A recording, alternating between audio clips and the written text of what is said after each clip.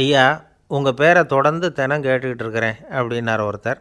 தொடர்ந்து கேட்குறீங்களே, உங்களுக்கு காது வலிக்கலையா அப்படின்னு கேட்டோம்.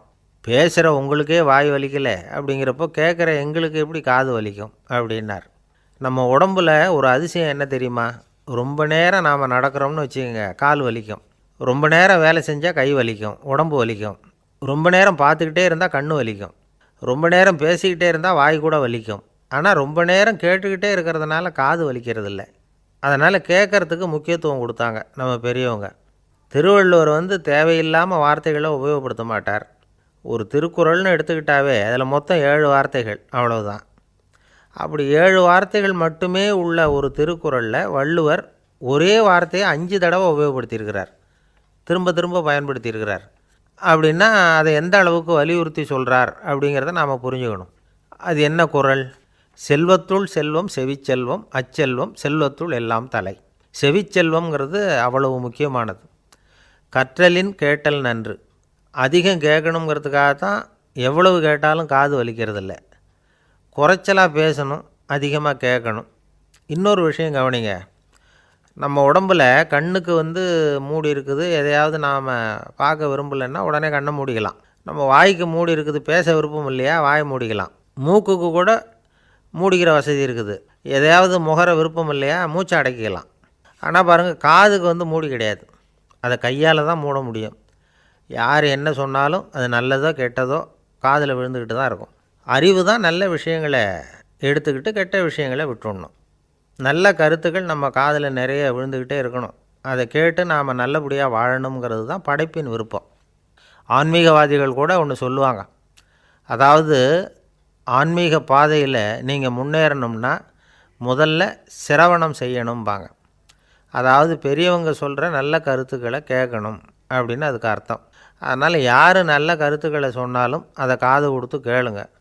இவ்வளவு கருத்துக்களையும் நம்ம நேயர் ஒருத்தர்கிட்ட சொல்லிகிட்டு இருந்தோம். அவரும் சரி சரின்னு தலையாடிக்கிட்டே இருந்தார். அப்புறம் சொன்னார், நீங்கள் சொல்கிறது சரிதான் சார், காதுக்கு மூடி இல்லைங்கிறது ரொம்ப சரி. அதனால தான் உங்கள் தகவல் கூட நாங்கள் விரும்புகிறோமோ இல்லையோ தினம் காதில் விழுந்துக்கிட்டு இருக்குது அப்படின்னார். எங்களுக்கு ரொம்ப பெருமையாக இருந்தது. அப்படியா அப்படின்னோம். ஆனாலும் என்ன மாதிரி சில பேர் நீங்கள் தகவல் சொல்கிற சமயத்தில் காதில் மூடி இல்லையேன்னு சொல்லி கவலைப்படுறதில்ல சார் அப்படின்னார். ஏன்னு கேட்டோம். காதை மூடுறதுக்கு தானே வசதி இல்லை, ரேடியோவை மூடுறதுக்கு வசதி இருக்குதுல்ல, அதனால் டக்குன்னு அதை மூடி வச்சுருவோம் அப்படின்னார். வாழ்க்கையில் சில சந்தர்ப்பங்களில் நாம் சில அவமானங்களை சந்தித்தே தீர வேண்டியிருக்கு. என்ன பண்ணுறது, காலம் அப்படி. அவமானப்படுறவங்க உடனே அடங்கி போய்டுறது தான் உலக வழக்கம். அவமானப்பட்டால் உடனே சீறி எழறவங்களும் உண்டு. ஆனால் அதையே ஒரு சவாலாக எடுத்துக்கிட்டு முன்னுக்கு வர்றவங்களும் சில பேர் இருக்கிறாங்க. அவங்க ரொம்ப அபூர்வம். இன்றைக்கி மனோதத்துவ நிபுணர்கள்லாம் என்ன சொல்கிறாங்க தெரியுமா? அவமானப்பட்டுட்டா உடனே அடங்கி போயிடக்கூடாதான். அதையே ஒரு சவாலாக எடுத்துக்கிட்டு மனசில் ஒரு வைராக்கியத்தோடு முயற்சி பண்ணினா வாழ்க்கையில் எல்லாரும் முன்னேறலாமா. அவமானங்கிறத நாம் வைராக்கியமாக மாற்றிக்கணும். அதுதான் வெற்றிக்கு வழி. ராமர் இந்த பூமியில் பிறந்ததே ஒரு வைராக்கியத்தினால தான் சார் அப்படின்னார் ஒருத்தர். எப்படிங்க அது அப்படின்னு கேட்டேன். அவர் சொன்னார், தசரதருக்கு ராமர் குழந்தையாக பிறக்கணும், அப்போ தான் இங்கே இருக்கிற கஷ்டங்கள்லாம் நீங்கும் அப்படின்னு சர்வ லோகமும் எதிர்பார்த்துக்கிட்டு இருக்குது. ஆனால் அவர் எப்போ பிறப்பார் அப்படின்னு யாருக்கும் தெரியல. அந்த காரியம் சீக்கிரம் நடக்கணுமே, அதுக்கு என்ன பண்ணுறது? நாரதர் வந்தார் ஒரு நாள் தசரதரை தேடி. தசரதா, உனக்கு ஒரு செய்தி தெரியுமான்னு ஆரம்பித்தார். அவர் எப்பவும் இப்படித்தானே ஆரம்பிக்கிறது வழக்கம். என்ன விஷயம்னு கேட்டார் தசரதர். தசரதா, நீ அடிக்கடி உன்னோட தேரில் ஏறிக்கிட்டு தேவலோகத்துக்கு போகிற, அங்கே போகிற வர்ற எல்லாம் பண்ணிகிட்ருக்க, எல்லாம் சரி. தேவலோகத்துலேயும் உன்னை நல்லபடியாக தான் வரவேற்கிறாங்க. தேவேந்திரன் உன்னை பிரியமாக அழைச்சிக்கிட்டு போய் தன்னுடைய அரியாசனத்திலேயே தனக்கு பக்கத்திலேயே உட்கார வைக்கிறான். நீயும் சந்தோஷமாக உட்காந்து பேசிவிட்டு வந்துடுற. ஆனால் நீ இங்கே வந்ததுக்கப்புறம் அங்கே என்ன நடக்குது தெரியுமா உனக்கு அப்படின்னாரான் நாரதர். என்ன நடக்குது எனக்கு ஒன்றும் தெரியலையே அப்படின்னாரான் தசரதர். நாரதர்கிட்ட கிட்டத்தில் கேட்டிருக்கார், கொஞ்சம் சொல்லுங்கள் என்னது அப்படின்னு. அவர் நெருங்கி வந்தாராம் நாரதரும். மெதுவாக அவர் காதோட காதாக சொன்னாராம். அதாவது நம்ம பாஷையில் சொல்லப்போனால் பற்ற வைக்கிறார். நீ அங்கே தேவேந்திரங்கிட்ட உட்காந்து பேசிவிட்டு வந்த பிறகு நீ அங்கே உட்காந்துருந்த அரியாசனத்தை தண்ணி ஊற்றி கழுவி சுத்தப்படுத்துகிறாங்க. நீ என்ன அந்த அளவுக்கு சுத்தம் இல்லாத ஆளா? தினம் குளிக்காமையாக இருக்கிற அப்படின்னாராம். தசரதருக்கு இது ரொம்ப அவமானமாக போயிட்டுது. அப்படியே செய்கிறாங்க அப்படின்னாராம். ஆமாம், நீ வேணும்னா நான் சொல்கிறது உண்மையா இல்லையா அப்படின்னு சோதனை பண்ணி பார்த்துக்கோ அப்படின்னாரான் நாரதர். உடனே தசரதர் இதுக்காகவே புறப்பட்டு தேவலோகம் போனார். அங்கே வழக்கம் போலவே இவரை கூப்பிட்டு உட்கார வச்சு பேசிக்கிட்டு இருந்தான் தேவேந்திரன். கொஞ்ச நேரம் பேசிக்கிட்டு இருந்துட்டு சரி நான் கிளம்புறேன்னு புறப்பட்டார். சரி, அவனும் வாசல் வரைக்கும் வந்து வழி அனுப்பி வச்சுட்டு உள்ளே போயிட்டான். தசரதர் வெளியில் கொஞ்சம் நேரம் மறைஞ்சி இருந்துட்டு மெதுவாக உள்ளே எட்டி பார்த்தார் என்ன நடக்குதுன்னு. நாரதர் சொன்னது உண்மைதான். தசரதர் உட்காந்துருந்த ஆசனத்தை அங்கே 2 தேவர்கள் கழுவி சுத்தப்படுத்திக்கிட்டு இருக்கிறாங்க. தசரதரால் இதை தாங்கிக்க முடியல. அவருக்கு ரொம்ப அவமானமாக போச்சு. நேராக கிடுகிடுன்னு தேவேந்திரங்கிட்டே போனார். நான் உட்காந்துருந்த இருக்கையை சுத்தம் பண்ணுறியே, நான் என்ன அந்த அளவுக்கு பாவியா அப்படின்னு கேட்டார். ரொம்ப கோபமாக கேட்டார். தசரதரே, மனுஷனுக்கு 3 கடன்கள் உண்டு. தேவ கடன், ரிஷி கடன், பித்ரு கடன். இதை தீர்க்காதவன் பாவியாகிறான். இதில் மகனை பெறுவதால் தான் பித்ரு கடன் தீரும். உனக்கு மகன் கிடையாது, அதனால் நீ பாவியாகிற. பாவி உட்காந்துருந்த இடம்ங்கிறதுனால அதை சுத்தம் செய்ய வேண்டியது எங்கள் கடமை அப்படின்னு நானும் தேவேந்திரன். இந்த இடத்துல தசரதருக்கு ஏற்பட்ட அவமானம் ஒரு வைராக்கியமாக மாறிச்சு. தேவேந்திரனே கேட்டுக்கோ, ஒரு மகனை பெற்ற பிறகு தான் இந்த சபையில் மறுபடியும் அடி எடுத்து வைப்பேன் அப்படின்னு சொல்லிவிட்டு போயிட்டாராம். போய் புத்திர காமேஷ்டி யாகம் பண்ணார். புத்திரர்கள் பிறந்தார்கள். இந்த கதையில் உள்ள கருத்து என்னென்னா, தேவேந்திரன் தசரதரை அப்படி அவமானப்படுத்தலைன்னா அவருக்கு இப்படி ஒரு வைராக்கியம் பிறந்திருக்குமா? யோசித்து பார்க்கணும். நமக்கு ஏற்படுகிற சில அவமானங்களையும் வைராக்கியமாக மாற்றிக்குவோம். அப்படி மாற்றிக்கிட்டோம்னா வாழ்க்கையில் முன்னேறலாம். நம்ம ஆளுங்க சில பேர் அவமானத்தை வைராக்கியமாக மாற்றிக்கிறது எப்படி தெரியுமா? நம்மக்கிட்ட ஒரு பையன் சொன்னான், எங்கள் அப்பா என்னை எல்லாருக்கும் முன்னாடி வச்சு திட்டிவிட்டார், பொறுப்பு இல்லாமல் ஊர் சுற்றுறேன்னு சொல்லி அவமானப்படுத்தி விட்டார். இனிமேல் நீ என் முகத்திலேயே முழிக்காதரா போடான்னு வேறு சொல்லிவிட்டார். எனக்கு ரோஷம் வந்துட்டுது. அந்த அவமானத்தை வைராக்கியமாக மாற்றிக்கிட்டேன். அன்னையிலேருந்து அவர் முகத்திலேயே முழிக்கிறது இல்லை அப்படின்னா. அப்படியான்னு கேட்டோம். ஆமாங்க, அவர் வீட்டில் இல்லாத நேரமாக பார்த்து உள்ளே சமையல் கட்டுக்கு போய் சாப்பிட்டுட்டு நைஸாக வெளியில் வந்துடுவேன் அப்படிங்கிறான் அவன். பக்தின்னு சொல்கிறோம் இல்லையா, அது 3 வகைப்படும் அப்படிங்கிறார் ஒரு பெரியவர். அது என்ன 3 வகைன்னா, தெய்வ பக்தி, அடியார்கள் பக்தி, குரு பக்தி. அடியார் பக்தியை விட தெய்வ பக்தியை விட குரு பக்தி தான் ரொம்பவும் சிறந்ததுங்கிறார் அவர். தெய்வத்துக்கிட்ட செஞ்ச பாவம் குருநாதர்கிட்ட தீர்ந்துருமா. குருநாதர்கிட்ட செஞ்ச பாவம் தெய்வத்துக்கிட்ட போனாலும் தீராதான். இப்படி பெரியவங்கள்லாம் சொல்லி வச்சுருக்கிறாங்க. ஒரு காடு, அங்கே அயோத தௌமியர் அப்படின்னு ஒரு தபோதனர். அவர் பல மாணவர்களை ஒன்றா சேர்த்து ஒரு குருகுலம் நடத்திக்கிட்டு இருக்கிறார். பல தரப்பட்டவங்க, பல திறப்பட்டவங்க மாணவர்கள் அதில் சேர்ந்து படிச்சுக்கிட்டு இருக்கிறாங்க. பாஞ்சால ராஜகுமாரன் ஒருத்தனும் அந்த குருகுலத்தில் சேர்ந்து படிச்சுக்கிட்டு இருக்கிறான். அவன் பேர் ஆருணி. பெரிய இடத்து புள்ள, இருந்தாலும் படுப்பில் ரொம்ப கெட்டிக்காரனாக இருந்தான். அவன் தான் அங்கே முதல் மாணவன். ஒரு நாள் குருநாதர் அந்த அரசகுமாரனை கூப்பிட்டார். நம்ம குருகுலத்துக்கு சொந்தமான வயலில் தண்ணீர் பெருகி வெள்ளம் பயிரை அழிக்குதான். அதனால் நீ போய் மடையை அடைச்சிட்டு வந்துரு அப்படின்னார். அந்த அரசகுமாரன் உடனே புறப்பட்டான். குருநாதர் சொல்லிட்டார்ல, உடனே புறப்பட்டான். நான் பெரிய இடத்து பிள்ளையாச்சே, ராஜகுமாரனாச்சே, ரொம்ப செல்வாக்கூட வளர்ந்தவனாச்சே, நான் போய் வயலில் இறங்கி வேலை செய்கிறதா அப்படின்னுலாம் அவன் நினைக்கல. குருநாதர் கட்டளையை நிறைவேற்ற வேண்டியது நம்ம கடமை அப்படின்னு நினச்சான். உடனே ஒரு மண்வெட்டியை தூக்கி தோளில் வச்சுக்கிட்டு புறப்பட்டு போயிட்டான். வயலுக்கு போனான். பார்த்தான், தண்ணி கரையை உடச்சிக்கிட்டு வயலுக்குள்ளே ஏகமாக பாஞ்சிக்கிட்டு இருக்குது. இவன் மண்வெட்டியால் களிமண்ணை புல்லோடு சேர்த்து புல் பற்ற மாதிரி வெட்டி வெட்டி போட்டான். இருந்தாலும் மடையை அடைக்க முடியல. தண்ணி அதை மீறி வந்துக்கிட்டே இருக்குது. தண்ணி வேகமாக வயலுக்குள்ளே போய்கிட்டே இருக்குது. போடுற பத்தையெல்லாம் கரைஞ்சி போயிட்டுருக்கு. இருந்தாலும் இவன் தன்னுடைய முயற்சியை கைவிடலை. வெட்டி வெட்டி போட்டுக்கிட்டே இருக்கிறான். காலையில் அங்கே போனவன் சாயந்தரம் வரைக்கும் இப்படி செஞ்சுக்கிட்டு இருக்கிறான். உடம்பும் மனசும் ரொம்பவும் சோர்ந்து போச்சு. இருந்தாலும் குருநாதர் இட்ட கட்டளையை நிறைவேற்றாமல் இருக்கிறோமேங்கிற ஒரு குறை அவனுக்கு இருக்குது. குரு கட்டளையை நிறைவேற்றாத நான் இன்னமும் இருக்கணுமா அப்படின்னு யோசனை பண்ண ஆரம்பிச்சிட்டான். என்ன செய்யலாம்னு பார்த்தான். நம்ம குருநாதர் இட்ட பணிக்காக இந்த உடம்பையே தியாகம் பண்ணலாம் அப்படின்னு முடிவு பண்ணான். தண்ணி பாயுதில் அதுக்கு குறுக்க விழுந்து அப்படியே மடையை அடைச்சிக்கிட்டு அப்படியே படுத்துட்டான். இது மற்றவங்களுக்கு தெரியாது. அன்னைக்கு ராத்திரி ஒரு விளக்கு முன்னாடி உட்காந்து குருநாதர் பிள்ளைங்களுக்கு பாடம் சொல்லி கொடுத்துக்கிட்டு இருக்கிறார். முதல் வரிசையில் இருக்கக்கூடிய ராஜகுமாரனை காணலை. நம்ம ஆருணி எங்கே போனா அப்படின்னு சொல்லி மற்ற மாணவர்களை விசாரித்தார். இப்போ அவங்க சொன்னாங்க, சுவாமி அவன் காலையில் வயலுக்கு வந்து மடையை அடைக்கிறதுக்காக போனான், நீங்கள் தான் போக சொன்னீங்க, இன்னும் திரும்பி வரல அப்படின்னு அவர் பையன். குருநாதர் உடனே ஒரு தீவெட்டி எடுத்துக்கிட்டு மாணவர்களை அழைச்சிக்கிட்டு வயலுக்கு போனார். அங்கே போய் பார்த்தா ஆளை காணும். ஆருணி ஆருணின்னு சொல்லி சத்தம் போட்டு கூப்பிட்டு பார்க்குறார். நான் இங்கே இருக்கேன் குருநாதா அப்படின்னு காலுக்கு அடியிலேருந்து ஒரு சத்தம் வருது. குனிஞ்சு பார்த்தா அவன் மடையில் படுத்துருக்குறான். என்னப்பா இதுன்னார். காலையிலேருந்து இந்த மடையை அடைச்சி பார்த்தேன் சுவாமி, முடியல, அதனால் இப்படி குறுக்க படுத்துட்டேன், என்னை தாண்டறதுக்கு பயந்து போய் தண்ணியை தேங்கி நின்றுட்டுது அப்படின்னா. அவனுடைய குரு பக்தியையும் அவனை தாண்டறதுக்கு அஞ்சு நிற்கிற தண்ணி தேக்கத்தையும் பார்த்துட்டு எல்லாரும் ரொம்ப ஆச்சரியப்பட்டு போயிட்டாங்களாம். ஆருணி எழுந்திரிச்சு வா அப்படின்னு கூப்பிட்டாரான் குருநாதர். அவன் தண்ணீரை பொழந்துக்கிட்டு எழுந்திரிச்சு வந்தானான். அதனால் அவனுக்கு வந்து உத்தாலகன் அப்படின்னு ஒரு பேர். உத்தாலகன்னா தண்ணீரை பிளந்தவன் அர்த்தம். அந்த உத்தாலகன் மாதிரி இந்த காலத்து மாணவர்களுக்கும் குரு பக்தி வேணும் அப்படின்னு சொன்னோம் ஒரு பள்ளிக்கூடத்தில். உடனே நிறைய மாணவர்கள் எழுந்திரிச்சு நின்னாங்க. சார், நீங்கள் எங்களை வந்து இன்னமும் சரியாக புரிஞ்சுக்கலன்னு நினைக்கிறோம். அன்னைக்காவது ஒருத்தன் அப்படி இருந்தான், இன்றைக்கி ஏகப்பட்ட உத்தாலகர்கள் இருக்கிறோம். எங்கள் வாத்தியார் கட்டளை இட்டால் இப்போவே அது மாதிரி வயலுக்கு போய் மடையில் குறுக்கப்படுத்துக்கிறதுக்கு இந்த வகுப்பில் உள்ள அத்தனை பேரும் தயாராக இருக்கிறோம் அப்படின்னாங்க. அப்படியா அப்படின்னு சொல்லி கேட்டோம் ரொம்ப சந்தோஷமாக. ஒருத்தன் ரொம்ப அடக்கமாக எழுந்திரிச்சான்.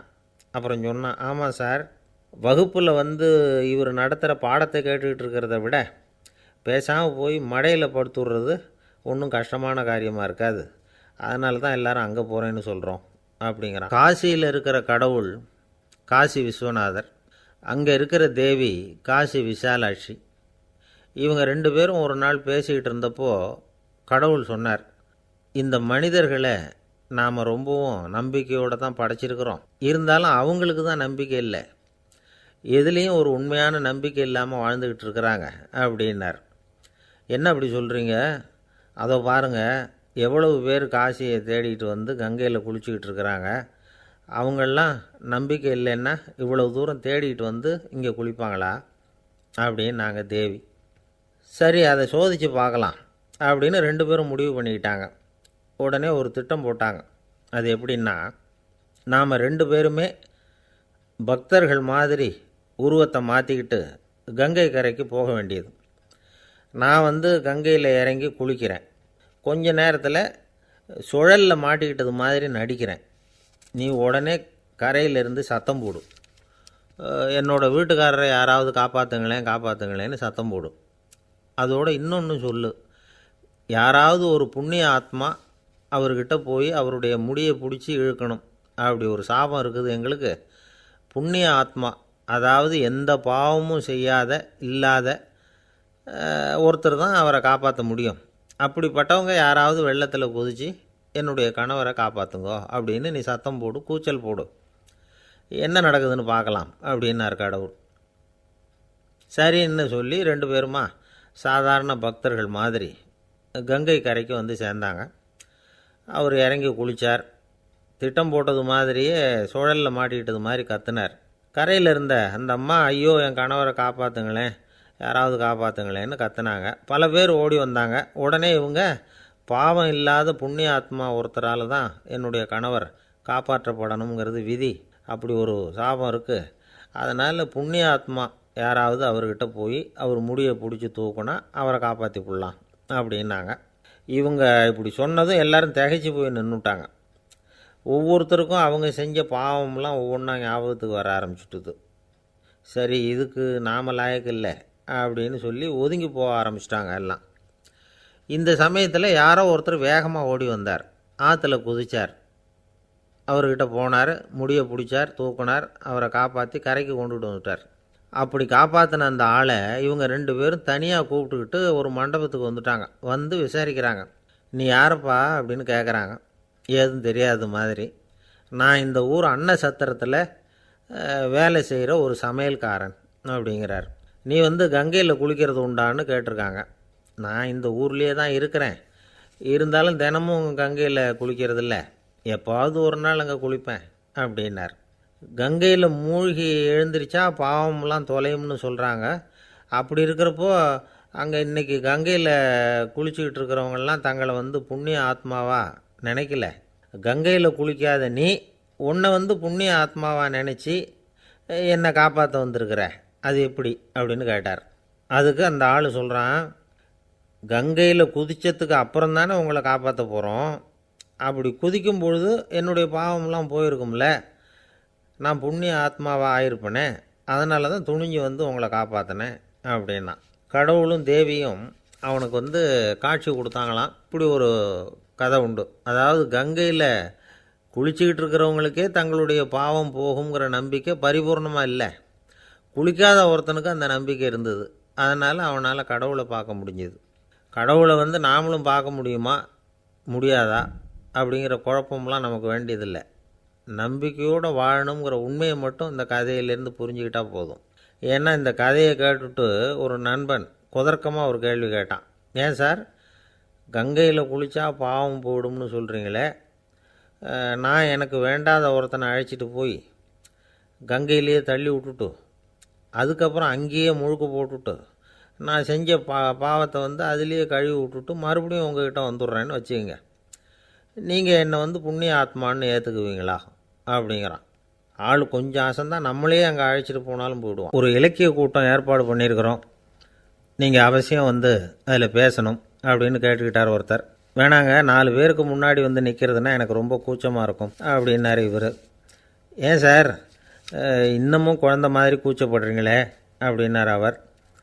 அவரை ஒரு மாதிரியாக சமாளித்து அனுப்பி வச்சுட்டு அதுக்கப்புறம் அதை பற்றி இவர் யோசித்து பார்த்துருக்கார். சில நிபுணர்கள் எழுதியிருக்கிறத படித்தும் பார்த்துருக்கிறார். மனோதத்துவ நிபுணர்கள் என்ன சொல்கிறாங்க தெரியுமா? 10லேருந்து 20% குழந்தைகள் பிறக்கிறப்பவே கூச்ச சுபாவம் கொண்டதாக தான் இருக்குதாம். ஒரு தாத்தா தன்னோட பேர பிள்ளைய ஆசையாக கூப்பிடுறார் விளையாட்டு காட்ட, அதை அழுதுகிட்டு ஓடி போகுது. ஒரு அம்மா தன்னோட பிள்ளைய பள்ளிக்கூடத்தில் சேர்க்கறதுக்காக கூப்பிட்டுக்கிட்டு போகிறாங்க. அந்த பிள்ளை அம்மாவோட முந்தானையில் ஒளிஞ்சிக்கிட்டு வெளில வரமாட்டேங்குது. இவங்களெல்லாம் எப்படி சமாளிக்கிறது? குழந்தைகளோட கூச்ச சுபாவத்தை போக்குறது எப்படி? இதுக்கு நிபுணர்கள் சில யோசனைகளை சொல்லியிருக்கிறாங்க.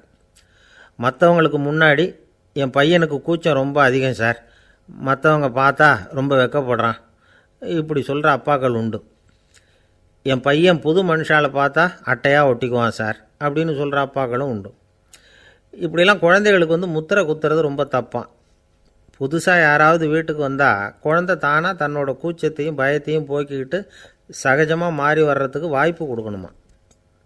ஒரு கூட்டத்துக்கோ அல்லது சொந்தக்காரங்க கல்யாணத்துக்கோ குழந்தைய அழைச்சிட்டு போகிறீங்க, அங்கே போய் கட்டாயப்படுத்தி குழந்தைய மற்றவங்க கிட்ட பேச சொல்லக்கூடாது. சில சமயம் குழந்தை தானாக தன்னுடைய கூச்ச சுபாவத்தை விட்டு பேசுகிறதுக்கு முன் வந்தால் அதை பாராட்டணும். குழந்தை கலகலப்பு இல்லாமல் மௌனமாக இருந்ததுன்னா அதையும் கண்டுக்கக்கூடாது. குழந்தை பேச ஆரம்பித்தா அதை ஆர்வத்தோடு கவனிக்க தெரியணும். கலந்து உரையாடுற பழக்கத்தை வீட்லேயே ஆரம்பிக்கலாம். கேட்டதுக்கு பதில் சொல் அப்படின்னு நீங்கள் அதிகாரம் பண்ணிகிட்டு இருக்கக்கூடாது. அது வந்து குழந்தைக்கு பேசுகிற சந்தர்ப்பத்தை குறைச்சிருமா. இப்போ நாம் அதிகாரம் பண்ணால் கேலி செய்கிற பழக்கம் குழந்தைகளை வந்து ரொம்ப பாதிச்சிருமா. பெரியவங்களானதுக்கு அப்புறமும் சில பேர் கூச்சத்தோடவும் பயத்தோடவும் இருக்கிறதுக்கு இதுதான் காரணம். சின்ன வயசில் அவங்கெல்லாம் ஏதாவது கேலிக்கு ஆளாகி இருப்பாங்க. 2வது குழந்தை மூத்த குழந்தைய வந்து கேலிக்கு ஆளாகிற சந்தர்ப்பங்களை கண்டு கேலி பண்ணினா அது இளம் நெஞ்சங்களை விட்டு நீங்கிறதே இல்லையா. எப்பவும் குழந்தையோட நடை உடை பாவனைகளை பற்றி சொல்லிக்கிட்டே இருக்கக்கூடாதான். அதுவே கூச்ச சுபாவத்தை கொண்டுகிட்டு வந்துடுமா. அப்பா எங்கேன்னு யாராவது கேட்டால் இது மாதிரி இன்ன காரியத்துக்காக வெளியில் போயிருக்கார், இத்தனை மணிக்கு திரும்பி வருவார் அப்படின்னு சொல்கிற அளவுக்கு குழந்தைகளை வந்து பழக்கப்படுத்தி வைக்கணும். ஃபோன்லேயே யாராவது விசாரித்தா கூட இது மாதிரி பதில் சொல்லு அப்படின்னு சொல்லணும். சின்ன சின்ன மீட்டிங்கில் 4 வார்த்தை பேச தயார் பண்ணலாம். ஒரு கடையிலையோ அல்லது ஹோட்டல்லையோ ஏதாவது விவரம் கேட்கணும்னா உங்கள் குழந்தைய தைரியமாக அனுப்புங்க. குழந்தைகள் பணிவாகவும் பொறுமையாகவும் விவரம் கேட்குறப்போ கூச்ச சுபாவம் தானாக போயிடும். சின்ன வயசுலேயே இப்படிலாம் பழக்கப்படுத்தினா தான் வருங்காலத்தில் தைரியமாக இந்த சமுதாயத்தில் வாழ முடியும். இல்லைன்னா 60 வயசுலேயும் அடுப்பங்கரையை விட்டு வெளில வர்றதுக்கு கூச்சப்பட்டுக்கிட்டு தான் இருக்க வேண்டியிருக்கும். இந்த காலத்து பிள்ளைங்க எவ்வளவோ பரவாயில்ல, எதுக்கும் தயங்குறதில்ல, கூச்சப்படுறதில்ல. ஒரு அம்மா அடுப்பங்கரையிலேருந்து சத்தம் போட்டாங்க, டேய் ராமு, தயவு பண்ணி அந்த டிவியை நிறுத்துறா, அந்த பெண்ணோட குரல் மகா மோசம், அடுப்பங்கரையில் இருக்கிற என்னாலேயே அதை சகிச்சிக்க முடியல அப்படின்னாங்களாம். உடனே பையன் கொஞ்சம் கூட தயங்காமல் பதில் சொல்கிறான், அம்மா, இந்த குரல் டிவியிலேருந்து வரல, எதிர்த்த விட்டு மாமி தான் இங்கே வந்திருக்கிறாங்க, அவங்க தான் இப்போ என்னோட பேசிக்கிட்டு இருக்கிறாங்க அப்படின்னு. நான் இமயமலை அடிவாரத்தில் ஒரு மடம், அங்கே ஒரு சன்னியாசி இருந்தார். அவர்கிட்ட ஒருத்தர் வந்தார், சுவாமி, ஆசையை உதற நினைக்கிறேன், முடியல, ஒட்டிக்கிட்டே வருது அப்படின்னாராம். இப்படி உட்கார, ஒரு கதை சொல்கிறேன் அப்படின்னு சொல்லி அவர் சொல்ல ஆரம்பித்தாராம். அவர் சொன்ன கதை என்னென்னா, ஒரு ஊரில் ஒரு ஆள் இருந்தான், அவன் பேர் குப்புசாமி. அவன்கிட்ட எப்பவும் ஒரு பழைய தொப்பி இருக்கும், விடவே மாட்டான். அதனால் அவனை எல்லோரும் தொப்பி சாமி அப்படின்னு தான் கூப்பிடுறது வழக்கம். ஒரு புது தொப்பி வாங்கிக்கப்படாதாப்பா அப்படின்னு நண்பர்கள்லாம் சொல்லி பார்த்தாங்க. பணத்துக்கு எங்கே போவேன் அப்படின்னு விட்டானான். பணம் வச்சுருக்கான், செலவு பண்ண மனசு வரல, மகா கஞ்சன். பழைய பாட்டில்கள்லாம் வாங்கி விற்றுக்கிட்டு இருந்தான். அப்படி ஒரு தடவை பழைய கண்ணாடி சாமான்களை ஏலத்தில் எடுத்தப்போ அதில் ஒரு அருமையான சென்ட்டு பாட்டில் கிடச்சிது. உடனே ஒரு ஐடியா பண்ணான். அந்த சென்ட்டை சின்ன சின்ன பாட்டில்களில் அடைச்சி ஜன்னல் ஓரமாக அடுக்கி வச்சுட்டான். அதை விற்றா நிறைய பணம் கிடைக்குமே. அதனால் இதுக்கு இடையில் ஒரு நாள் அவன் அப்படியே உட்காந்துருந்தான். அந்த நேரம் நண்பன் வந்தான். ஏண்டா, உன் பழைய தொப்பியை மாற்றப்படாதா, ஊரில் எல்லோரும் கேலி பேசுகிறாங்களே உன்னை தொப்பி சாமின்னு அப்படின்னு சொல்லி கேட்டிருக்கான். இந்த சென்ட்டு பாட்டில் விற்றதும் பணம் வரும், அதுக்கப்புறம் பார்க்கலாம் அப்படின்னு நானா இவன். சரி வா, நீச்சல் குளத்துக்கு போயிட்டு வருவோம் அப்படின்னு கூப்பிட்ருக்கான் நண்பன். 2 பேரும் போனாங்க. அதே நேரம் அந்த ஊர் நீதிபதியும் அங்கே குளிக்க வந்தாராம். அவர்கிட்ட இருந்தது விலை வசந்த ஒரு புது தொப்பி. அதை அங்கே இருந்த ஸ்டாண்டில் மாட்டிவிட்டு குளிக்க போனார். இதுக்கிடையில் குப்புசாமி குளிச்சுட்டு வந்தான். அவனுடைய பழைய தொப்பியை காணலை. அந்த புது தொப்பியை பார்த்தா இது நண்பனுடைய வேலை தான் அப்படிங்கிறதாக புரிஞ்சுக்கிட்டு அதை எடுத்து மாட்டிகிட்டு வந்துட்டான். நீதிபதி குளிச்சுட்டு வந்து பார்க்குறாரு, தொப்பியை காணும். போலீஸில் புகார் கொடுத்தார். அவங்க தேடினாங்க. ஒரு மூலையில் பழைய தொப்பி கிடச்சிது. அடடா, இது நம்ம குப்புசாமியோட தொப்பி இல்லையா அப்படின்னு நானா ஒருத்தன். உடனே அவன் வீட்டுக்கு தேடிட்டு போயிருக்காங்க. அங்கே போய் பார்த்தா புது தொப்பி அங்கே இருக்குது. உடனே அவனுக்கு 1000 ரூபா அபராதம் போட்டாங்களாம். அவன் பணத்தை கட்டிவிட்டு ரொம்ப எரிச்சலோடு வீட்டுக்கு வந்தான். பழைய தொப்பி கண்ணில் பட்டது. மறுபடியும், உன்னால் தானே எனக்கு 1000 ரூபா நஷ்டம் அப்படின்னு சொல்லி அதை எடுத்துக்கிட்டு அப்படி போயிருக்கான்.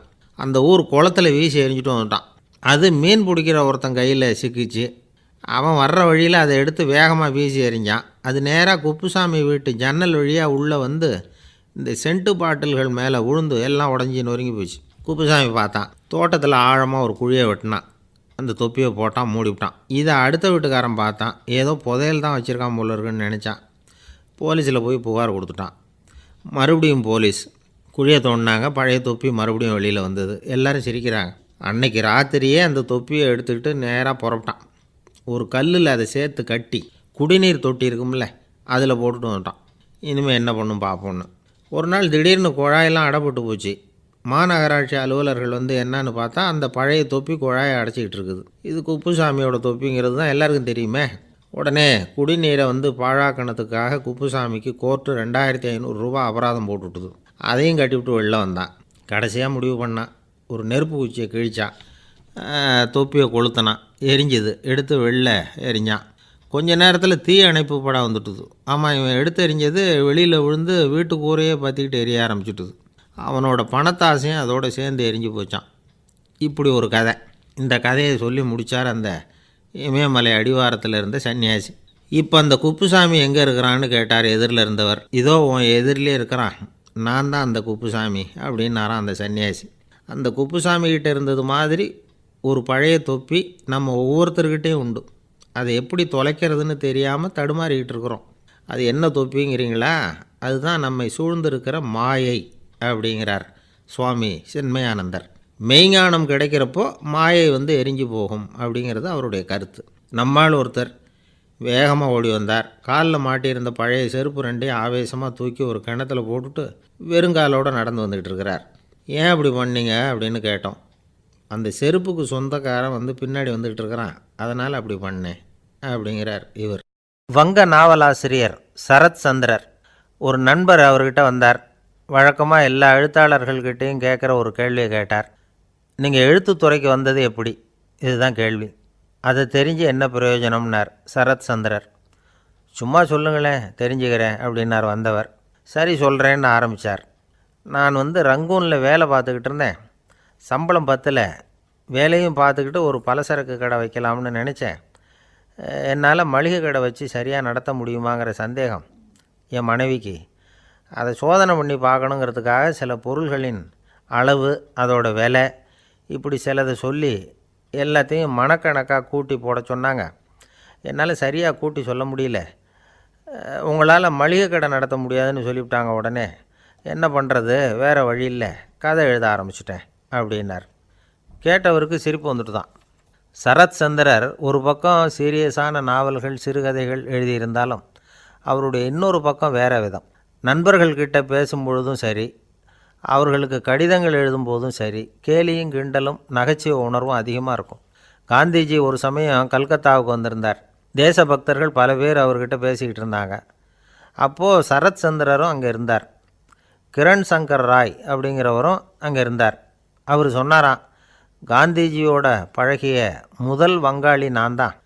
போயர் யுத்த காலத்தில் இவர் லண்டனுக்கு வந்திருந்தப்போ என்கிட்ட தான் வங்காள மொழி கற்றுக்கிட்டார் அப்படின்னாராம்.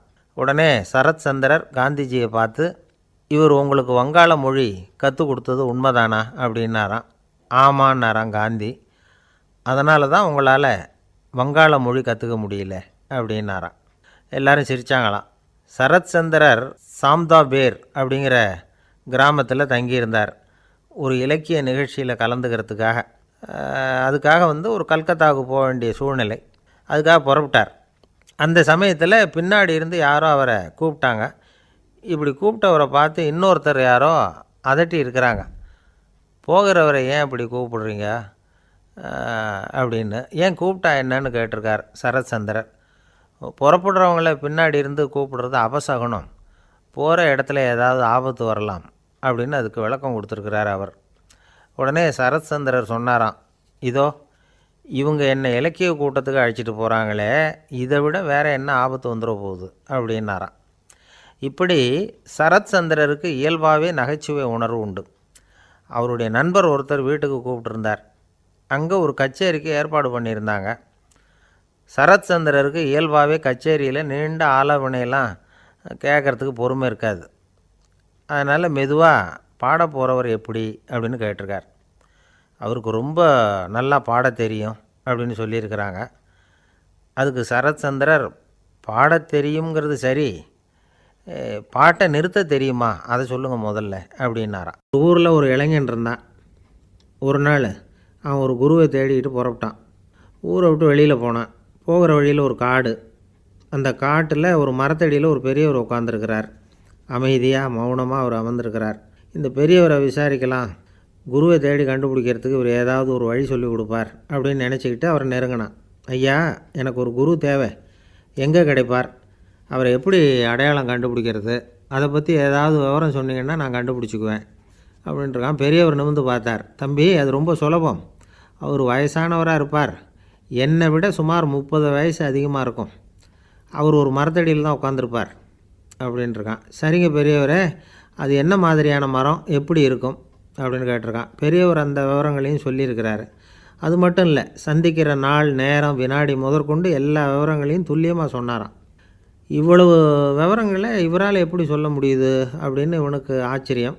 இருந்தாலும் அந்த பெரியவர் கடைசியாக ஒரு விவரம் சொன்னார். அது என்ன தெரியுமா, எப்படியும் நீ அவரை சந்திக்கிறதுக்கு ஒரு 30 வருஷம் ஆகும் அப்படின்னு சொல்லிவிட்டாராம்.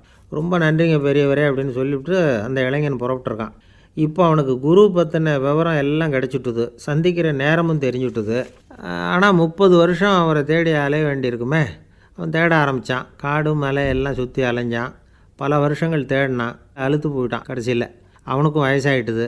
கடைசியில் தன்னுடைய சொந்த ஊருக்கே திரும்பி போய்கிட்டு இருந்தான். அங்கே ஒரு மரத்தடியில் அவன் தேடிக்கிட்டு இருந்த குருநாதர் கிடைச்சார். யார் அவருன்னா, 30 வருஷத்துக்கு முன்னாடி வழி சொல்லி கொடுத்தாரில்ல அதே பெரியவர். அவருக்கு இப்போ 30 வயசு அதிகமாக இருந்தது. அதே மரம். அன்றைக்கி பெரியவர் சொன்ன அடையாளம் இப்போ பொருத்தமாக இருந்தது. இப்போ அந்த பெரியவர் சொன்னார், சரியாக வந்து சேர்ந்துட்டேன், வா, உனக்காக தான் நான் இவ்வளவு காலமும் காத்துக்கிட்டு இருந்தேன் அப்படின்னாராம். என்ன சொல்கிறீங்கன்றிருக்கான். 30 வருஷத்துக்கு முன்னாடி என்கிட்ட வந்தியே, அப்போவே என் காலம் வந்து முடிஞ்சு போயிருந்தது. அப்போவே என்ன உனக்கு அடையாளம் தெரியல, அதனால் இவ்வளவு காலம் உனக்காக காத்துட்ருக்கும்படி ஆயிட்டுது அப்படின்னாராம். ஐயா, அப்போவே நீங்கள் சொல்லியிருக்கலாமே, இதுதான் 30 வருஷம் கழித்து நீ சந்திக்க போகிற இடம், நான் தான் உன்னுடைய குரு அப்படின்னு சொல்லியிருக்கலாமே அப்படின்ட்டுருக்கான். அந்த பெரியவர் சிரிச்சுக்கிட்டே இதுக்கு பதில் சொன்னாராம். நான் எவ்வளவோ விவரமாக தான் சொன்னேன், நீ சரியாக புரிஞ்சிக்கல. காரணம், அப்போது நீ போதுமான அளவுக்கு பக்குவம் பெற்றிருக்கவில்லை. அதனால் புரியும் சக்தி இல்லாமல் போயிட்டுது. அப்போது 30 ஆண்டு காலம் நீ அலைஞ்சி தெரிஞ்சிருக்கிற, அது காரணமாக இப்போ உனக்கு அந்த பக்குவம் வந்துட்டுது. அதனால தான் அடையாளம் காண முடிஞ்சுது, நானே உன்னுடைய குரு அப்படின்னாராம். இதிலேருந்து என்ன தெரியுதுன்னா, ஆன்மீகத்தில் மாணவனாக சேர்றதுக்கு கூட ஒரு பக்குவத்தன்மை தேவைப்படுது. ஒரு பெரிய ஞானி, அவர்கிட்ட சீடனாக இருக்க ஒருத்தன் வந்தான், எதிரில் நின்னான். ஞானி அவனை வெகு நேரம் உற்று பார்த்தார். அப்புறம் சொன்னார், சீடனாக இருக்கிறது ரொம்ப சிரமம்னார். நான் தயாராக இருக்கிறேன்னா. அது இன்னமும் சிரமமாச்சே, இங்கே வந்து குருவாக இருக்கிறது மட்டுமே சுலபம் அப்படின்னாராம். அப்படின்னா நான் குருவாகவே ஆகிடுறேன் அப்படின்னானா. இது போலவே இந்த காலத்தில் கதை ஒன்று உண்டு. ஒரு பள்ளிக்கூடத்தில் வகுப்பு ஆசிரியர் மாணவனை திட்டிக்கிட்டு இருந்தார். டேய், நீ 100க்கு 10 மார்க்கு தான் வாங்கிக்கிட்டு இருக்க. இவ்வளவு மோசமாக நீ படித்தா கடைசியில் மாடு மேய்க்கிறது கூட லாய்க்கு இல்லாதவனா ஆகிடுவேன். அதுக்கப்புறம் என்ன செய்ய போகிறேன் அப்படின்னாராம். பையன் தலையை சொரிஞ்சிக்கிட்டே சொன்னானா, சார் அப்படின்னா ஒன்று செய்கிறேன் அப்படின்னானா. இவர் கேட்டிருக்கார், என்ன செய்ய போகிறேன்னு. வேறு என்ன சார், உங்களை மாதிரி ஒரு ஆசிரியர் ஆகிடுறேன் அப்படின்னானா. கங்கை கரை தோட்டம் பக்கத்தில் ஒரு ஆசிரமம், அங்கே ஒரு பெரியவர் தங்கியிருக்கிறார். அவர் தான் ராமகிருஷ்ண பரமஹம்சர். அந்த ஆசிரமம் இருந்த இடம் கரக்பூர். வங்காளத்தில் பொதுவாக எல்லோரும் மீன் சாப்பிட்றது உண்டு. கங்கையில் குளிச்சுட்டு கையில் ஒரு மீனோடு வர்றது வழக்கம். இவர் இருக்கிற இடத்துக்கு கங்கையில் படகு வழியாக வரணும். அப்படி தான் எல்லோரும் வருவாங்க. வர்றவங்கள ஒன்று கூட்டி ஆன்மீக விஷயங்களை பற்றி பேசிக்கிட்டு இருப்பார். ஒவ்வொரு நாள் ஒவ்வொருத்தர் நகரத்துக்கு போகணும். வரும்பொழுது மீன் கொண்டுக்கிட்டு வரணும். அதுக்கு ஒரு அட்டவணையே உண்டு ஆசிரமத்தில். அது பிரகாரம் ஒரு நாள் சுவாமி யோகானந்தர் படகில் போனார். படகை செலுத்தினவங்க ராமகிருஷ்ணரையும் சுவாமி யோகானந்தரையும் மற்றவங்களையும் பித்தர்கள் அப்படின்னு சொல்லி ஏளனமாக பேசினாங்க. அவங்க என்ன பைத்தியம் பிடிச்சவங்க அப்படிங்கிறது மாதிரி. சுவாமி யோகானந்தருக்கு ரொம்ப மென்மையான இதயம். இவங்க இப்படி கண்ணாபின்னான்னு பேசுகிறத பார்த்தா மீனை வாங்கிட்டு திரும்புகிறப்போ என்ன நடக்குமோ அப்படிங்கிற பயம் வேறு வந்துட்டுது அவருக்கு. அவ்வளவு மென்மையானவர். இதை தெரிஞ்சுக்கிட்ட ராமகிருஷ்ணர், யோகானந்தா இங்கே வா அப்படின்னு கூப்பிட்டார். இவர் கண்ணீரை தொடச்சிக்கிட்டே கிட்ட போனார். சொன்னார், ஐயா, படகு ஓட்டுறவங்க உங்களை பற்றி மோசமாக பேசுகிறாங்க. என்ன திட்டினா பரவாயில்ல, ஆனால் உங்களை அவங்க திட்டுறாங்க, அதை என்னால் தாங்கிக்க முடியல அப்படின்னார். இதை கேட்டதும் ராமகிருஷ்ணருக்கு கோபம் வந்துட்டு தான். என்னது, உன்னுடைய குருவை பற்றி அவங்க மோசமாக பேசும்பொழுது நீ சும்மா இருந்தியா, வெளியில் போ அப்படின்னு விட்டார். குரு நிந்தனை செய்கிறப்போ அதை கேட்டுக்கிட்டு சும்மா இருக்கலாமா? குரு நிந்தனையை கேட்டால் பாவம் இல்லையா? என்னை தூற்றும்போது அவங்க வந்து பாவம் செய்கிறாங்க, அதை கேட்டுக்கிட்டு நீ சும்மா இருந்தால் நீயும் பாவம் செய்கிற அப்படின்னாராம். அடுத்த நாள் சுவாமி நிரஞ்சனானந்தர் போக வேண்டிய நாள். இவர் படகுல போகும்பொழுதும் அதே மாதிரி நடந்து தான். அவங்க மோசமாக பேச ஆரம்பித்தாங்க, திட்ட ஆரம்பித்தாங்க. அப்படி கேலி பண்ண ஒருத்தனை இவர் என்ன பண்ணார், பலார்னு கன்னத்தில் அரைஞ்சிட்டார். இன்னொருத்தனை கங்கையில் தூக்கி எறியறதுக்கும் தயாராகிட்டார். அதுக்கப்புறம் அவங்க யாரும் வாயை திறக்கலை. மீன் வாங்கிட்டு வர்றப்பவும் படகுல ஒரே அமைதி. அவ்வளவு பயம் அவங்களுக்கு. ராமகிருஷ்ணர் கூப்பிட்டு விசாரித்தார் என்ன நடந்ததுன்னு.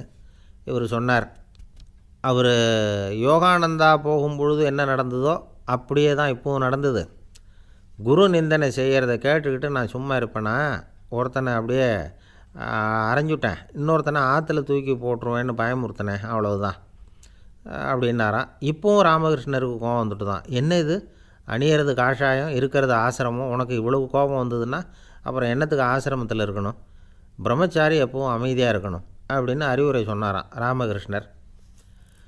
அப்போ இவர் கேட்டாராம், ஏங்க அவருக்கு ஒரு விதமான அறிவுரை சொன்னீங்க, எனக்கு வேறு விதமாக அறிவுரை சொல்கிறீங்க, இதில் எது உண்மை அப்படின்னு கேட்டிருக்கார்.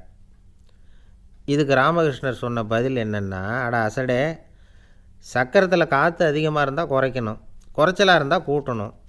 அவன் சாது, அவனுக்கு அதிக உணர்ச்சி தேவை, உனக்கு படபடப்பு அதிகம், உனக்கு பொறுமை தேவை அப்படின்னாராம். இதில் உள்ள கருத்து என்னென்னா, கல்விங்கிறது எப்படின்னா அதை சூழ்நிலைக்கு தகுந்த மாதிரி கற்பிக்கணும். எல்லாருக்கும் ஒரே மாதிரி கற்பிக்கக்கூடாது. கேட்குறவர் தகுதி, புரிஞ்சுக்கிற திறமை, இதை பொறுத்து கல்வி அமையணும். ஆரம்ப காலத்தில் ஒரு குரு, அப்போ ஒரு சீடன் இருந்தான். அது வேடிக்கையான குரு, வேடிக்கையான சீடன். ஒரு ஆசிரமம். ஒரு நாள் ஒருத்தன் அவசரமாக அந்த குருவை தேடி வந்திருக்கிறான். என்ன விஷயம்னு விசாரித்தார் குரு. உங்கள் சீடர் என்னை அடிச்சுட்டார் அப்படின்னு புகார் பண்ணானான் அந்த ஆள்.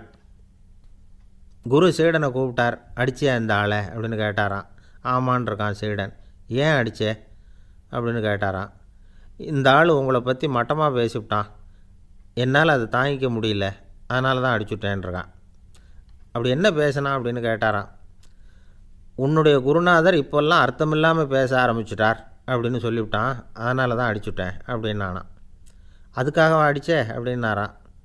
நான் அதுக்காக அடிக்கலை குருவே, இப்போல்லாம் நீங்கள் அர்த்தமில்லாமல் பேசுகிறதாக அவன் சொல்கிறான். அப்படின்னா இதுவரைக்கும் நீங்கள் அர்த்தத்தோடு பேசினதாகத்தானே அர்த்தம், அது தப்பு தானே, அதனால தான் அடித்தேன் அப்படின்னானான். பெரியவர் உட்காந்துருக்கிறார். அவரை சுற்றி அவருடைய தோழர்கள் உட்காந்துருக்கிறாங்க. ஏதோ ஒரு முக்கியமான செய்தியை அவர் அவங்களுக்கு சொல்லிகிட்டு இருக்கிறார். அவங்களும் ஆர்வமாக கேட்டுக்கிட்டு இருக்கிறாங்க. இந்த சமயத்தில் யாரோ ஒரு ஆள் வேகமாக அங்கே வர்றார். வர்ற வேகத்திலேயே எனக்கு ஏதாவது உதவி செய்யுங்க அப்படின்னு கேட்டுக்கிட்டே வர்றார். கேட்குறது உதவி, ஆனால் குரல் மிரட்டுறது மாதிரி இருக்குது, அதட்டி கேட்குறது மாதிரி இருக்குது. இதை கேட்டதும் அந்த பெரியவர் ஆத்திரப்படலை, ஆனால் அவரை சுற்றி இருந்தவங்க ஆத்திரப்பட்டாங்க. இதை பெரியவர் கவனித்தார். கொஞ்சம் அமைதியாக இருங்கன்னார். வந்தவரை கூப்பிட்டார். அவருக்கு சில பொருள்களை கொடுத்தார். என்னங்க இப்போ உங்களுக்கு மகிழ்ச்சி தானே அப்படின்னார். ஆ அப்படின்னு அலட்சியமாக அவர் சொல்கிறார்.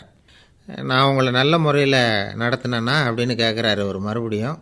அதெல்லாம் ஒன்றும் இல்லை அப்படின்னு சொல்லி அவர் சொல்லிகிட்டு இருக்கிறாரு. குரலில் கடுமை குறையில.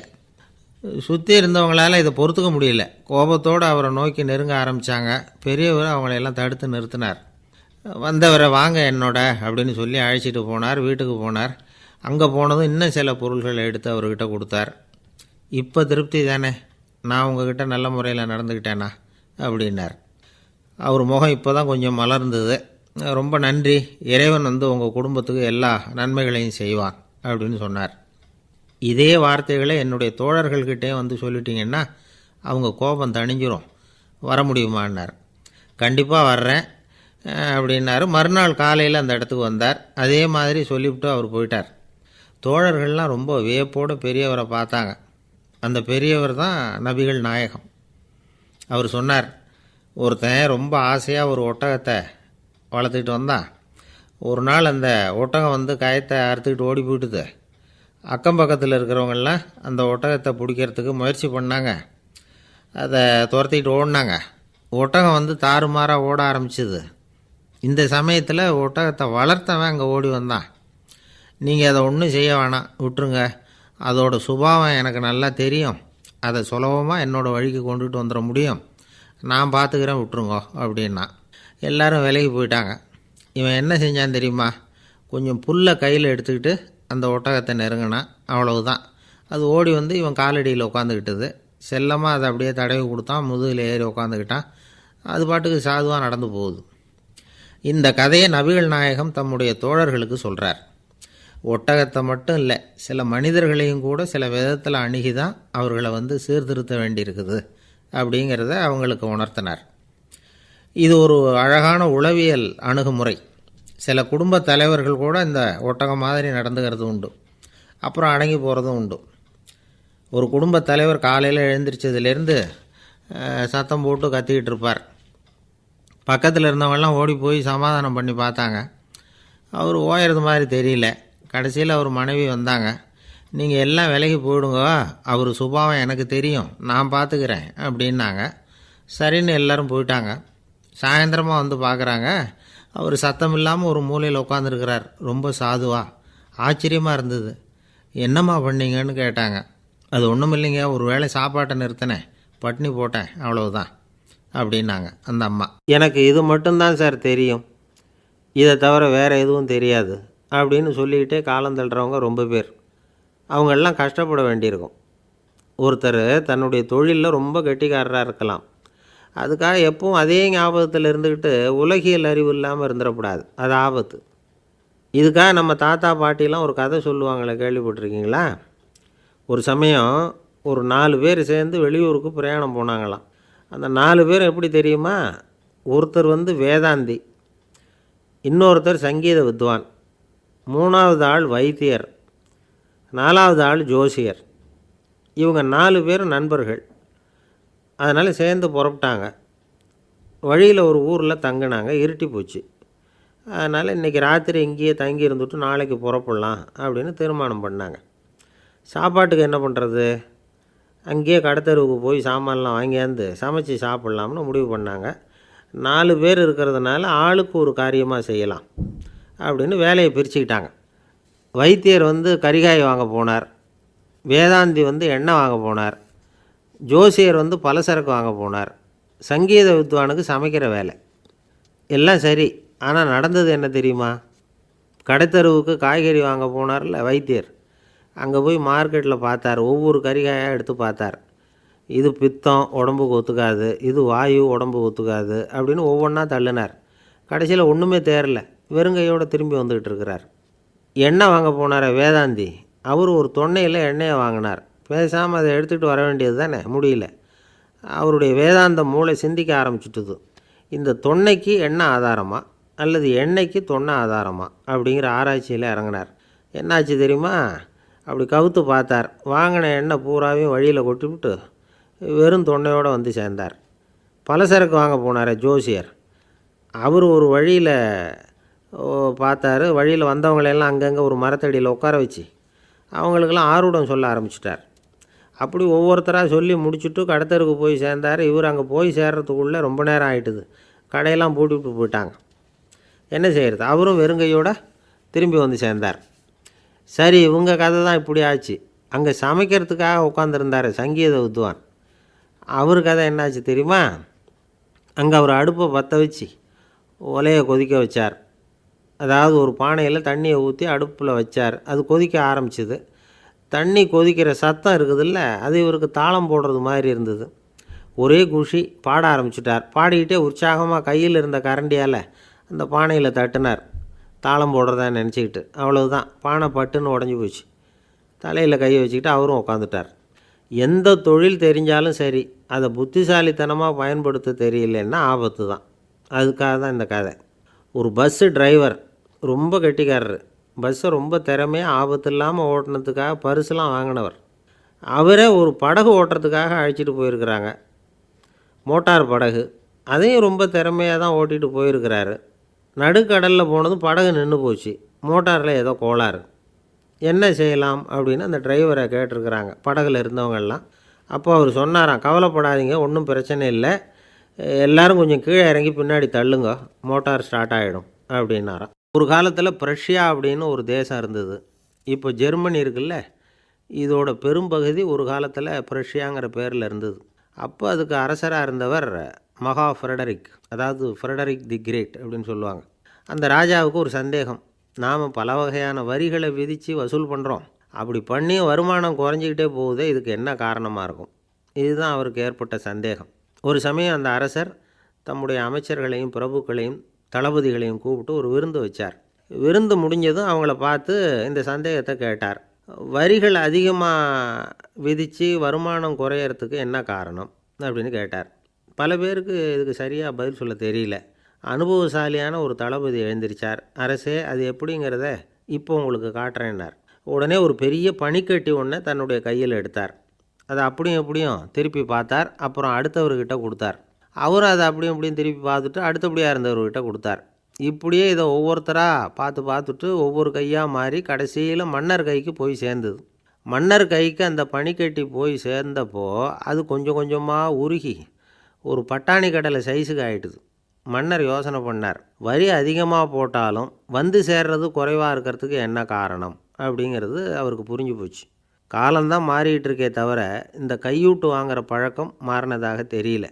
இன்னொரு ராஜா இருந்தார். அவர் தன்னுடைய ராஜாங்கத்தில் லஞ்ச ஊழலே சுத்தமாக இருக்கக்கூடாது அப்படின்னு நினச்சார். அவர்கிட்ட பல்வேறு துறைகளுக்கும் பொறுப்பாக இருந்த பல பேரும் ரொம்ப சுத்தமாகவும் நேர்மையாகவும் இருந்தாங்க.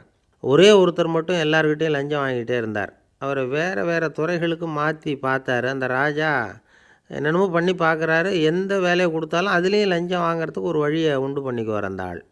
ராஜாவுக்கு இது ஒரு பெரிய தலைவலியாக போட்டுது. இவர் என்ன பண்ணுறது, இவருக்கு என்ன வேலையை கொடுக்கறது, கொஞ்சம் கூட லஞ்சம் வாங்குறதுக்கு சான்ஸே இல்லாத ஒரு வேலையை கொடுக்கணும் அப்படின்னு திட்டம் போட்டார். ஒரு நாள் அவருக்கு அந்த உத்தரவும் போட்டுட்டார். அதாவது அவருக்கு என்ன வேலைன்னா, கடற்கரையில் தான் அவருக்கு ஆஃபீஸ். அங்கேயே இருந்துக்க வேண்டியது. தினமும் எத்தனை கடல் அலை கரையில் வந்து மோதுது அப்படிங்கிறத கணக்கெடுத்து ராஜாவுக்கு தெரிவிக்க வேண்டியது. இதுதான் அவருக்கு வேலை. பேசாமல் அலையை எண்ணிட்டு உட்காந்துருக்கட்டும், அப்போவாவது அவர் லஞ்சம் வாங்குகிற சந்தர்ப்பம் இல்லாமல் போயிடும் அவருக்கு அப்படின்னு நினச்சார் ராஜா. இந்த ஆள் கடற்கரைக்கு போய் டியூட்டியில் ஜாயின் பண்ணிக்கிட்டார். ஒரே மாதத்தில் அங்கே சொந்தமாக ஒரு பிரம்மாண்டமான மாளிகை கட்டிவிட்டார். ராஜாவுக்கு இது பெரிய ஆச்சரியமாக போச்சு. அலையை என்ற வேலையில் அந்த ஆள் எப்படி பணம் சம்பாதிச்சார் அப்படின்னு விசாரித்து பார்த்தார் அக்கம் பக்கத்தில். அந்த ஆள் என்ன பண்ணியிருக்கிறாருன்னா, கடற்கரையில் போய் பொறுப்பை ஏற்றுக்கிட்ட உடனே அங்கே இருந்த மீனவர்கள்கிட்ட எல்லாம் இந்த கரையில் வந்து ஒரு நாளில் வந்து மோதுகிற அலைகள் எத்தனை அப்படின்னு கேட்டிருக்காரு. அது எப்படிங்க தெரியும்னு இருக்காங்க அவங்க. தினமும் அந்த எண்ணிக்கை தெரியணும். நம்ம ராஜாவுக்கு தினமும் அறிக்கை அனுப்பணும், டெய்லி ரிப்போர்ட்டு. தவறுனா நீங்கள் இந்த கடலில் போய் மீன் பிடிக்கிறதுக்கு ராஜாவோட அனுமதி கிடைக்காது அப்படின்ட்டுருக்காரு. உடனே மீனவர்கள்லாம் பயந்து போட்டாங்க. கடலுக்கு போகிறதுக்கு அனுமதி இல்லைன்னா பட்டினி கிடக்கிறது மாதிரி ஆகிடுமே. மெதுவாக அந்த ஆளுக்கிட்ட போனாங்க, காதோட காதாக சொன்னாங்க, ஐயா, எங்களால் வந்து கடல் அலையை வந்து எண்ண முடியாது. தினமும் எங்களால் முடிஞ்சதை உங்களுக்கு பணமாக கொடுத்துட்றோம். நீங்கள் தான் ராஜா கிட்ட சிபாரிசு பண்ணி நாங்கள் தொடர்ந்து மீன் பிடிக்கிறதுக்கு அனுமதி வாங்கி கொடுக்கணும் அப்படின்னு வேண்டிக்கிட்டாங்க. பணம் தினமும் வந்து சேர ஆரம்பிச்சுட்டுது. பதவியில் மற்ற பதவியோட இந்த பதவி எவ்வளவோ மேல் அப்படின்னு நினச்சிட்டான் அந்த ஆள். அது மட்டும் இல்லை, தயவு பண்ணி என்னை இந்த இடத்த விட்டு மாற்றி விடாதீங்க சார் அப்படின்னு வேற கேட்க ஆரம்பிச்சிட்டானா.